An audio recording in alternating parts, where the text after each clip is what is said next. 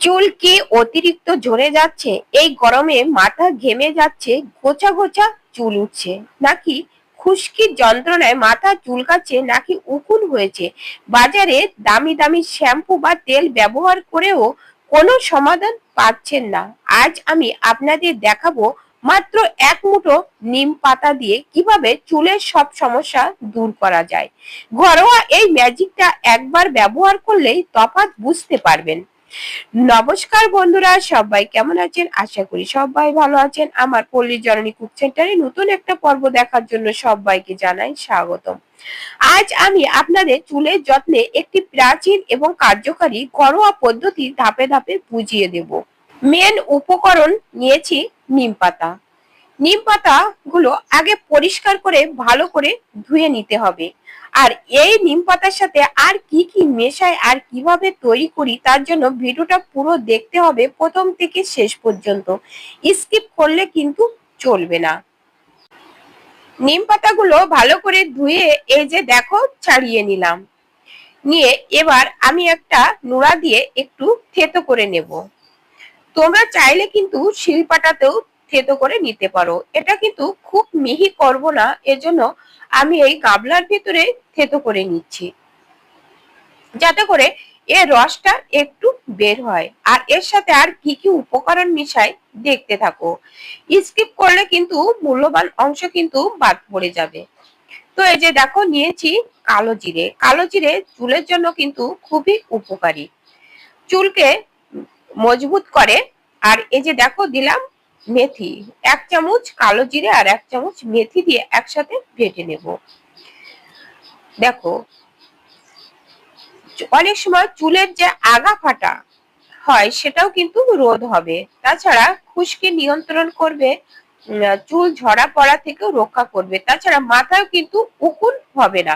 এই নিম পাতাটা যদি তোমরা 15 দিন যদি ব্যবহার করতে পারো, সপ্তাহে 1 থেকে 2 দিন যদি একটানা মেখে যাও, তাহলে 2 সপ্তাহের ভিতরে কিন্তু তোমাদের কার্যকর হবে।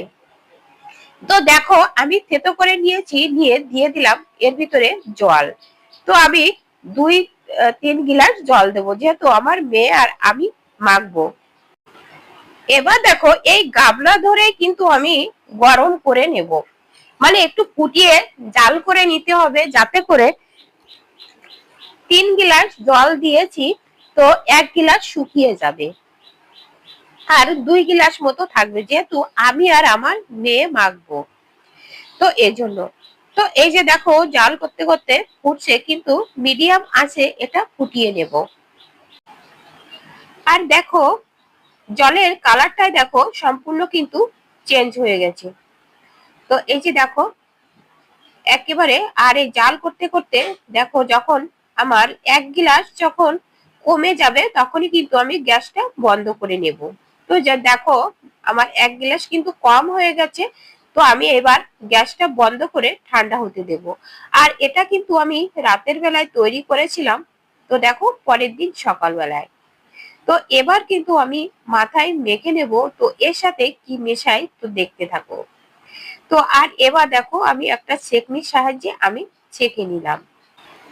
দেখো ছেঁকে নিয়ে আমি এর ভিতরে আমি দিয়ে দেব ই ক্যাপসুল। এই ই ক্যাপসুল গুলো পাওয়া যায় ওষুধের দোকানে। তো আমার 2 গিলাসের জন্য 2টো ক্যাপসুল আমি দিয়ে দেব। আর এতে 2 গিলাস রয়েছে, আমরা 2 জন মাখবো, কিন্তু এটা 2 দিন করে মাখার জন্য আমি এটা তৈরি করেছি। তো একদিন বাদে একদিন কিন্তু মাখবো। আর তাছাড়া এটা 2 ভাবে মাখবো, সেটা দেখতে থাকো। প্রথমে দেখো আমি নিয়ে নিচ্ছি তুলো। তো এই ডাইরেক্ট এই জলটাই এইভাবে মাথায়, তো এই তুলো দিয়ে কিন্তু মাথায় দেওয়া যাবে। আর চুলটা এইভাবে আলগা করে, তো এর এই যে চুলের গুড়ায় গুড়ায় তো লাগানো যাচ্ছে। তো আমার মনে হলো যে তুলো দিয়ে লাগালে তুলোতে কিন্তু সেই ওষুধটা লেগে যাচ্ছে। তো আমি তারপরে মনে করলাম হাত দিয়ে দেওয়াই আমার বেটার। তো চুলের গোড়া থেকে আগা পর্যন্ত কিন্তু এটা মেখে নেব, তাহলে চুলের যে আগা ফাটা এগুলো রোধ হবে।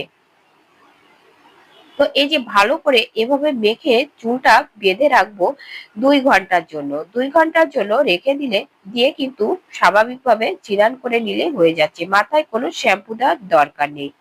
আর একটা ভাবে দেখাচ্ছি, দেখো কিছুটা আমি এই বাটিতে নিয়ে নিলাম, নিয়ে এর ভিতরে এই যে শ্যাম্পু, এই শ্যাম্পুটা যে শ্যাম্পু ব্যবহার করে সেই শ্যাম্পুটা এর ভিতরে দিয়ে একটু গুলে এটা দিয়ে শ্যাম্পু করলে কিন্তু হয়ে যাবে। কিন্তু আজকে কিন্তু আমি এই শ্যাম্পুটা করব না, পরের দিন করব। তো তোমাদের সামনে দেখানোর জন্য আমি এই শ্যাম্পুটা গুলে নিলাম। তো এইভাবে যদি তোমরা মাখো, আমি একদম বলছি যে 2 সপ্তাহের ভিতরে চুলের পরিবর্তন আসবে। রুক্ষ সূক্ষ্ম চুলও ভালো হয়ে যাবে, সিল্কি হয়ে যাবে, শাইনি হয়ে যাবে। তো কেমন লাগলো আজকের ভিডিওটা কমেন্ট করে জানাতে কিন্তু ভুলো না। একটা লাইক দিতে ভুলে গেলে একটা লাইক করে দিও, আর নতুন বন্ধুরা আমার চ্যানেলটা সাবস্ক্রাইব করে পাশে থেকো। তো দেখা হবে পরবর্তী ভিডিওতে, ততক্ষণে তোমরা ভালো থেকো, সুস্থ থেকো। নমস্কার বন্ধুরা।